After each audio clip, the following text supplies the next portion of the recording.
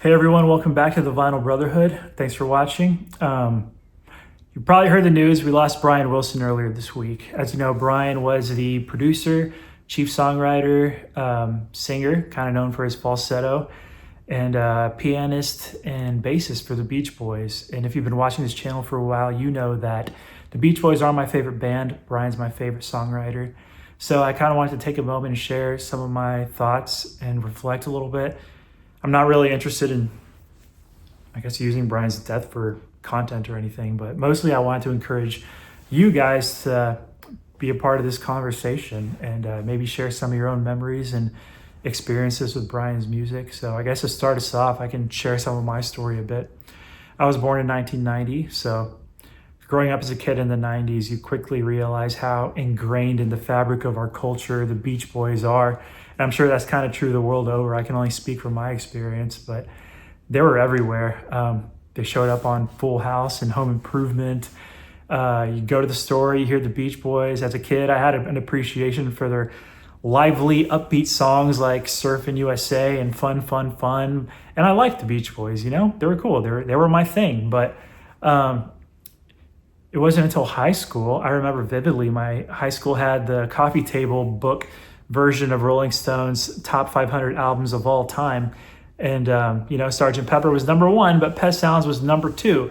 And I was kind of shocked because taking a look at this album cover, this wasn't at all what I associated with the Beach Boys. Not a surfboard in sight, no striped shirts, no bright colors. I wasn't familiar with any one of these songs, but the write-up, their little entry kind of intrigued me because they were talking about how impactful the album had been and that it was like a timeless masterpiece and whatnot. So, I was kind of surprised me. And fast forward a couple of years later and I'm in college, neck deep in punk rock, loved like the skate punk and like 80s hardcore stuff. And but I did realize that a lot of those bands, those artists, they were constantly citing Brian Wilson as like an inspiration.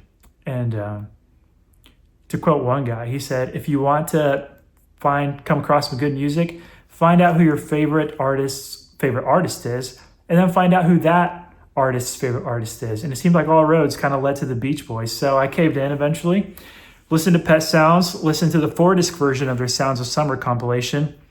And I loved a lot of their early hits. I discovered Don't Worry Baby, All Summer Long, Please Let Me Wonder via that compilation.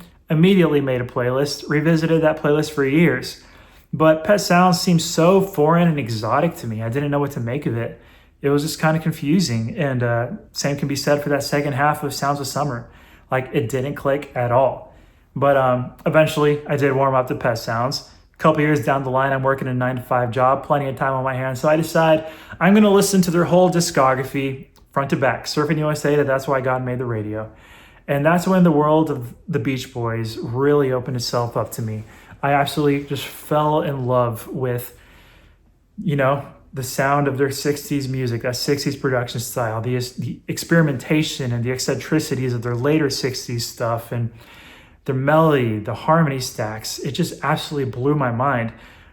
Smile, even beyond Pet Sounds, it was otherworldly, like what Brian was doing at the time. And those compositions and what the Wrecking Crew did, unlike anything I'd ever heard before. So yeah, just absolutely blew my mind. And you just really haven't been the same since. As a creative person myself, an amateur songwriter, that kind of became my musical DNA as a songwriter. Just kind of seeped into my own work as well. And my band, that's something we even share as a band. My singer and I, we went to the same Brian Wilson show in 2017. So yeah, honestly, whenever I'm down, whenever I want to be inspired, whenever I want to take a song and pick it apart and listen to all the intricacies and, ask myself, how did this miraculous recording come to be? I go and listen to the Beach Boys, it sounds maybe a little crazy, but there have been times where I even stopped and thank God that I could be alive to listen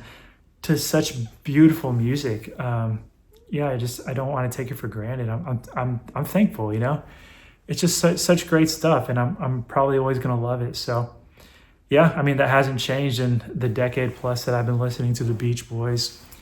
And I heard the news about Brian when most of us did.